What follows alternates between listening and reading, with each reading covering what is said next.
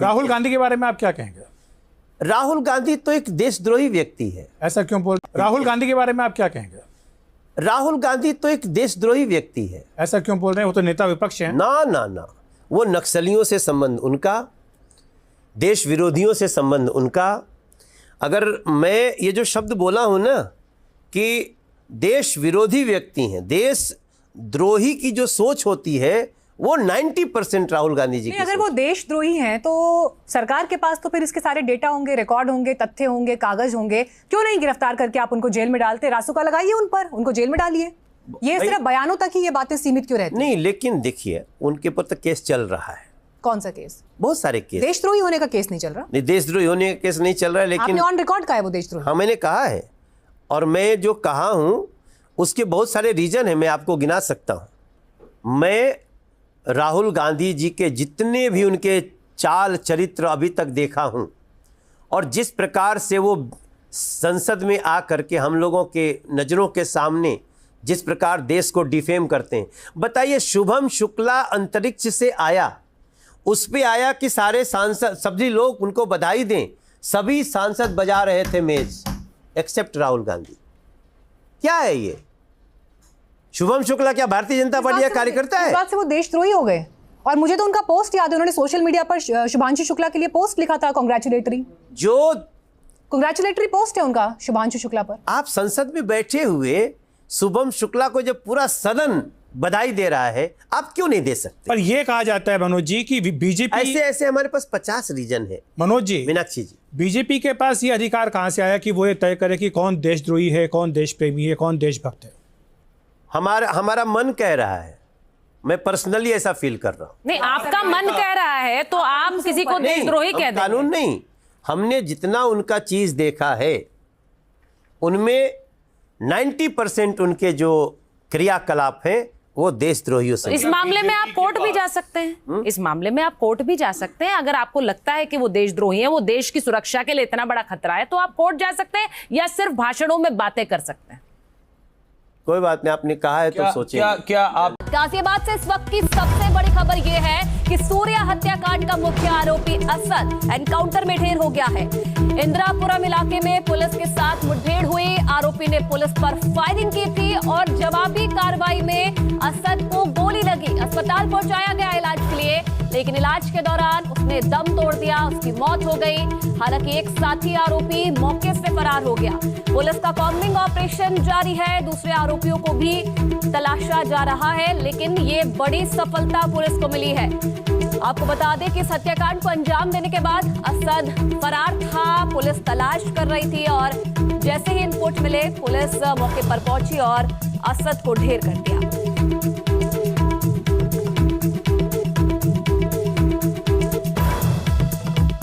और देखिए, परिवार का रिएक्शन भी सामने आया है। सभी आरोपियों का ऐसे ही एनकाउंटर हो, ये कहना है सूर्या की मां का। आरोपियों के घर पर बुलडोजर एक्शन हो, आरोपियों के घर पर बुलडोजर चले, ये चाहता है सूर्या का परिवार। और उनका ये भी कहना है कि जितने भी आरोपी हैं हत्याकांड में शामिल, सभी का ऐसा ही एनकाउंटर हो जैसा कि असद का एनकाउंटर पुलिस ने किया है। तो सूर्या की मां का ये रिएक्शन, शुरुआत से ही परिवार ये मांग कर रहा था कि आरोपियों का एनकाउंटर हो, प्रशासन का बुलडोजर इनके घरों पर चले, क्योंकि जिस हत्याकांड को इन्होंने अंजाम दिया उसे लेकर परिवार में बहुत गुस्सा था। क्या कुछ और कहा है सूर्या की मां ने, वो भी आप सुन लीजिए। सबका एनकाउंटर कहाँ हुआ है सर? एक का ही तो मुझे दिखाई दिया, फिर मुझे तस्वीर तो अभी दिखाई दी नहीं गई है। मुझे तस्वीर, असद की तस्वीर मेरे आंखों के सामने लाई जाए, मेरे सामने मुझे तसल्ली जब ही होगी जब मुझे तस्वीर दिखाई जाएगी। बाकी उसके परिवार के साथ में लड़के थे, उनका भी इनकाउंटर इसी प्रकार होना चाहिए जैसे इसका हुआ। क्यों उनने सबने मिलकर, किसी ने मेरे बच्चे का गले हाथ पकड़े हैं, किसी ने गला पकड़ा है, किसी ने 7 लड़कों ने मिलकर किया है। तो सबका एनकाउंटर इसी तरह होना चाहिए और सबके घरों पे बुलडोजर चलना चाहिए। और मेरे दो सहयोगी इस वक्त हमारे साथ मौजूद हैं। अनुष्का गर्ग हमारे साथ जुड़ी हुई है और साथ ही साथ अभिषेक भी, जहां पर एनकाउंटर हुआ वहां से सीधा लाइव हमारे साथ जुड़े हैं। अनुष्का, सबसे पहले आपके पास आऊंगी क्योंकि परिवार जब हत्याकांड हुआ उसके बाद से ही ये मांग कर रहा था कि एनकाउंटर हो, आरोपियों को सख्त सजा मिले। दो मांगे की जा रही थी कि प्रशासन का जो बुलडोजर है वो भी चले इनके घरों पर। एक जो मांग है वो तो पूरी हो गई है, हालांकि जवाबी फायरिंग में पुलिस ने इस कार्रवाई को अंजाम दिया है, लेकिन क्या जो परिवार है अब इस एनकाउंटर से संतुष्ट है?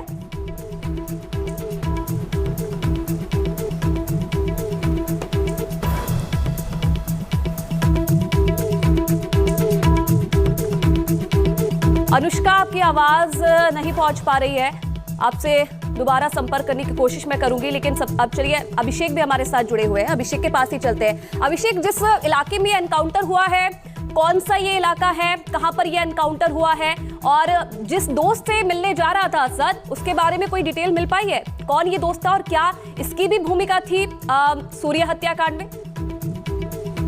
जी, मैं आपको बता दूं, जिस तरीके से बकरा ईद के दिन सूर्या की हत्या हुई थी उसके बाद पुलिस लगातार टीम बनाकर दबिश दे रही थी, और जब पुलिस को इनपुट मिलता है कि जो आरोपी असद है वो यहाँ पर आने वाला है तो बैरिकेडिंग की जाती है। इंदापुरम का इलाका है जहाँ पर बैरिकेडिंग की जाती है। पुलिस इशारा देती है असद को रोकने के लिए, पर असद अपनी बाइक से रुकता नहीं है और जंगल की तरफ वो बाइक को दौड़ा देता है, जिसके बाद असद पुलिस के ऊपर फायरिंग करता है। जवाबी पुलिस की फायरिंग में असद को गोली लगती है और एक कांस्टेबल है वो भी घायल हो जाता है। इन दोनों को ही अस्पताल ले जाया जाता है जहां पर असद की मौत हो जाती है। जी बिल्कुल ठीक है अभिषेक, आप बने रहिएगा हमारे साथ। अनुष्का के पास एक बार फिर से चलते हैं। अनुष्का, मेरा सवाल यही था कि परिवार तो शुरुआती दौर से ये मांग कर रहा था कि एनकाउंटर हो आरोपियों का, अब मुख्य आरोपी का एनकाउंटर हो गया है, तो क्या परिवार संतुष्ट है इस कार्रवाई से? बिल्कुल, जिस तरीके से हम देख रहे हैं लगातार जो मृतक की मां है उन्होंने कहा है कि इनकाउंटर से सिर्फ बात खत्म नहीं होती, क्योंकि 7 लोग थे इस पूरे मामले में इन्वॉल्व। उनकी मां ने साफ बात अपने वक्तव्य में कहा है कि जिस तरीके से 7 लोगों ने पकड़ा है उस जगह पे कहीं ना कहीं मां ने मांग की है कि किसी तरीके से जो है 7 आरोपी को सजा मिलनी चाहिए, और सिर्फ इनकाउंटर से ही बात खत्म नहीं होती है। जो बुलडोजर है वो लेकर आना चाहिए और जो आरोपी है उनके घरों को भी कहीं ना कहीं ढहाना चाहिए। जबकि हमने देखा है कि इनकाउंटर जो है वो किया गया, पुलिस ने एक तरीके से जाल बिछाई थी कि किसी तरीके से असद यहां पर आए। असद देर रात अपने एक दोस्त के पास पैसे लेने के लिए पहुंचा, तभी पुलिस की टीमों ने वहां पर घेरा जी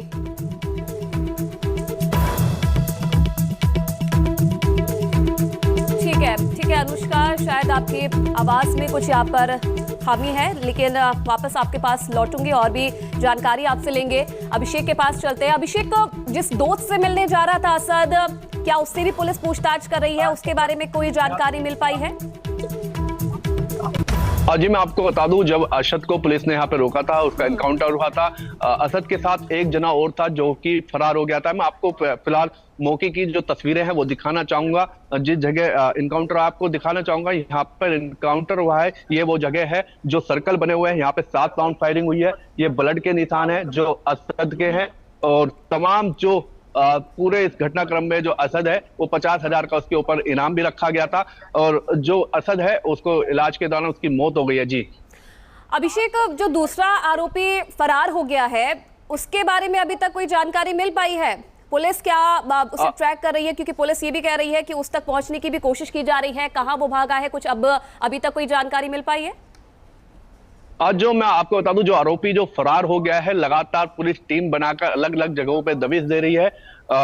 लगातार जो डीसीपी धवल देसवाल हैं इस केस को मॉनिटरिंग कर रहे हैं। जो सूर्या की मां है उनकी पहली जो मांग है वो तो पूरी हो गई है, और जो उनकी अब दूसरी मांग है एक्शन बुलडोजर की, अब देखने वाली बात है वो कब होता है। जी कितने बजे यह एनकाउंटर हुआ अभिषेक, और क्या सूचना पुलिस को मिली थी, क्या इनपुट पुलिस को मिले थे जिसके दम पर ये कार्रवाई जो हुई है एनकाउंटर की उसे पुलिस कर पाई है?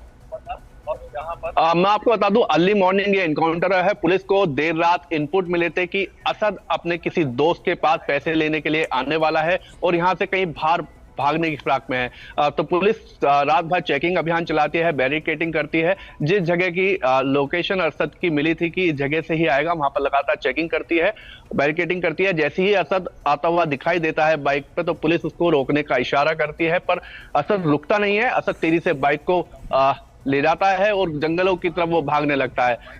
जैसे ही पुलिस उसे रोकती है तो असद जो है वो फायरिंग कर देता है। 7 राउंड इस मामले में फायरिंग हुई है, जिसमें जो कांस्टेबल है वो भी घायल हुआ है। जब पुलिस की तरफ से कार्रवाई की गई तो असद को गोली लगी, जहां पर उसे अस्पताल ले जाया जाता है। अस्पताल में डॉक्टर उसे मृत घोषित कर देते हैं। जी अभिषेक, जो तस्वीरें आप दिखा रहे हैं और जो गोल घेरे जो आपने दिखाए हैं, क्योंकि फायरिंग जिससे हिसाब से लग रहा है वहां पर मौके वारदात पे बाइक कहीं और पड़ी है और गोलियां जो है जगह जगह उसके निशान हम देख रहे हैं, तो काफी लंबे समय तक जो ये एनकाउंटर था ये चल रहा था। इन तस्वीरों को देखकर तो यही समझ आ रहा है। जी, आप इससे अंदाजा लगा सकते हैं, अगर 7 राउंड फायरिंग हो रही है तो इनकाउंटर काफी लंबा चला था, क्योंकि असद को पुलिस रोकना चाह रही थी और असद रुका नहीं, जो कि जंगल की तरफ भागना शुरू हो गया।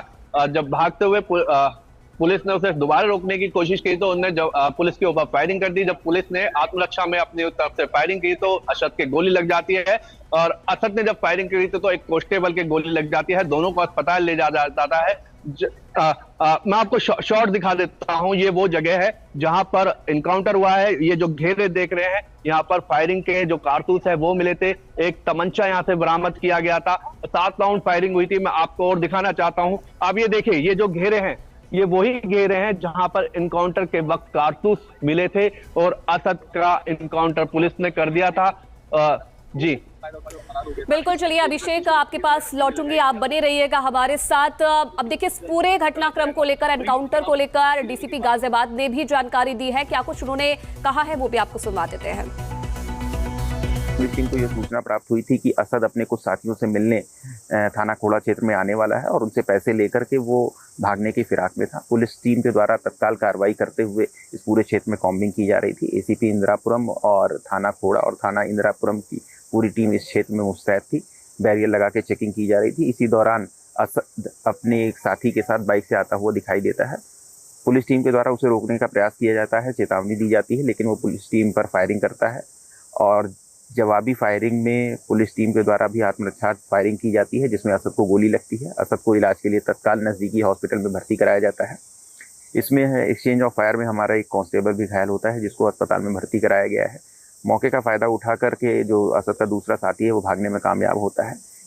असद ने जिस पिस्टल से फायरिंग की थी उसको पुलिस द्वारा बरामद किया गया है और एक बाइक भी बरामद की गई है।